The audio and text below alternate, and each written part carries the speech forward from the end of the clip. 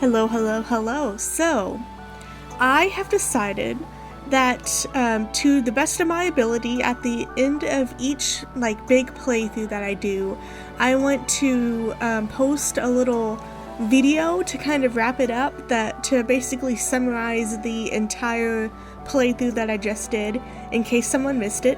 Or at least missed parts of it, and then I would like to add a couple of my own game theories to it. The latest game that I've done was To the Moon. It was a very fun game, I really liked it, but I have a couple theories on it, like with the whole ending of the game, so this will include spoilers, so if you are interested in not being spoiled, go play it yourself or watch my playthrough. I will be including this video in the playlist that I have all of my To the Moon games, playthroughs in, so that way if you guys are interested in not being spoiled, then you can just go watch it. But to start things off, I am going to include this little section as the spoiler summary. This will include a summary of the entire game. It will not include every single little thing that happened in the game, but it will be just an overall summary of what it's like. But those who have not seen the game, To the Moon is an RPG-style game where you play as Dr. Ava Rosaline and Dr. Neil Watts, who work for Sigmund Corp., a company that uses technology to create artificial memories. Using this technology, they offer a service that allows wish fulfillment to people who are dying. Since the company does this by changing the patient's real memories, it is only legal to do on patients who do not have much time to live. Rosaline and Watts visit Johnny Wiles, who is actively dying in his home by a lighthouse. By accessing a recent memory, Johnny says he wants to go to the moon, but does not know why. So to help fulfill this wish, Rosaline and Watts digitally jump through Johnny's most recent memories to see how far back they can insert Johnny's wish to go to the moon. Throughout the memories, the doctors learn that Johnny was once married to his teenage sweetheart River, which Johnny was mainly unhappy in due to a number of aspects. The doctors soon hit a wall when they could not access the earliest childhood memories that Johnny had, so they insert Johnny's wish to go to the moon during his teenage years. In theory, the wish would create new memories in Johnny's life, which would allow Johnny to die believing he had lived without any regrets. Johnny's mind ended up not accepting the wish, so the doctors had to work around the gap between Johnny's teenage memories and childhood memories, which eventually led to them gaining access to Johnny's earliest memories.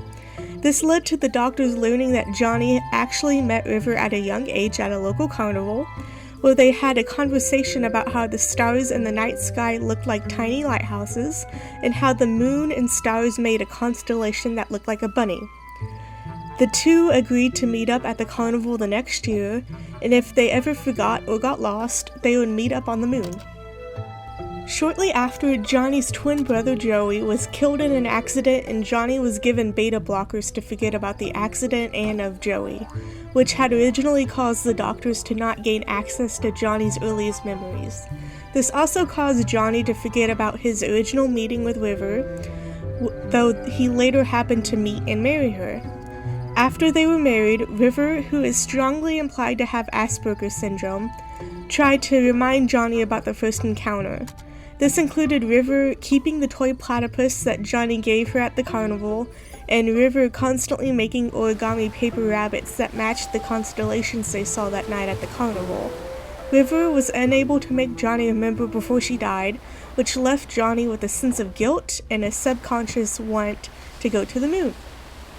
To help fix Johnny's memories, the doctors made a timeline where Joey did not die, which allowed Joey to become a popular author. It is also implied that they allowed River to get help at a young age, so Johnny did not see River again until they both started working at NASA as young adults.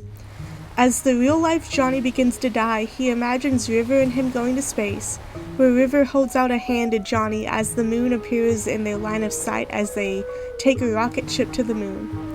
In the epilogue, River and Johnny get married, build a house, and retire to the real-life house where they lived by a lighthouse. You can also see Joey in their new memories as he attends their wedding and meets their friends. Rosaline and Watts, now back in real life, look over Johnny and River's graves by the lighthouse. They soon learn that Johnny willed the house to his caretaker Lily and her 2 children. Rosaline then receives a call and states that they have to go to their next patient. While Watts is leaving, he stops and the screen flashes red, like what happened when Johnny felt pain while they were searching his memories. Watts then takes some painkillers and follows Rosaline to their next adventure. So now we come up on the second part of this video. I am currently calling it the tasty theory. Sorry, I'm still looking for a good T word to use with this part of the video, but this is the best we're gonna get right now. So this part is my theory and impression of the entire game. From what I thought of it, I really like this game in general. It was made in the slightly overused style of RPG and did not include some of the basic necessities that many RPGs have, like fighting sequences or a choose your own game style. But overall, To the Moon had an amazing story that actually made me tear up a few times. The game is very moving and had a storyline that worked very well with the mechanics that they included.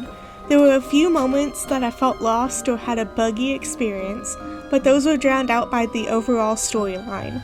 The game also made fun of a few RPG stereotypes and included a lot of pop culture related jokes, which made the experience even more fun. As for the theory part of this video, I have a few ideas of the outcome of the game. Overall, the game is very straightforward in its story, but the ending with Watts definitely made a cliffhanger that could lead to multiple theories. Theory number 1 is that Rosaline is dying. Part of me believes that when Rosaline gets the call at the end for the next patient and then the screen goes red, there's a good chance that it means she is currently getting a wish fulfilled by Watts. As Rosaline and Watts seem to have known each other very well, if Rosaline is dying and wants a wish fulfilled, it seems like Watts would automatically want to come to his friend's aid and help her wish. Watts taking painkillers could mean that he is trying to create more time to see Rosaline or wants to make sure that all of her wishes are fulfilled. Theory number 2 is that Watts is the one that's dying. There is also a good chance that with the red flash at the end of the game and Watts taking the painkillers would mean that Watts himself is dying. This could mean that Watts knows he is dying and either wants to spend more time doing his job, wants more time with Rosaline, or wants more time to live. Theoretically speaking, the technology they use for Sigmund Corp could allow someone to mentally live longer since Rosaline and Watts were able to create a whole new life for Johnny as he actively died. So there is a good chance Watts wanted to use the power for his own gain to mentally live longer as his body dies. The third theory is a slightly longer one, but also probably my favorite one. This theory is that it's all a lie and we actually work for Sigmund Corp. This one goes along with the theory that either Rosaline or Watts is dying and we are the ones who are making sure either of them get their wish. As this entire game is in third person and we do see scenes with both Rosaline and Watts, this could just be us messing with the memory of either person. If you take a step back and see how we are the ones who are making each major decision throughout the game, you can see how we are creating new memories for both Rosaline and Watts as they try to create new memories for Johnny. It's very meta and I like to think that Rosaline is the one who is actually dying, as it makes a little more sense in my mind, but it's a fun theory all around. Overall, I think the goods in the game overpower the bads in the game, so I'd say this was a fun game to play, and I definitely recommend it to anyone that wants an easy game to play, but with a deep story behind it. Now these are just my theories on the game. If you guys have any other theories, feel free to comment those down below. I am sure that I am not the only one that has played this game, so I'm sure many other people happen to have really good ideas of what's kind of going on toward the end of the game. There are many items throughout the game that I was unable to cover, so feel free to go play it yourself or go watch my playthrough of it. Otherwise, I will see you guys in the next playthrough.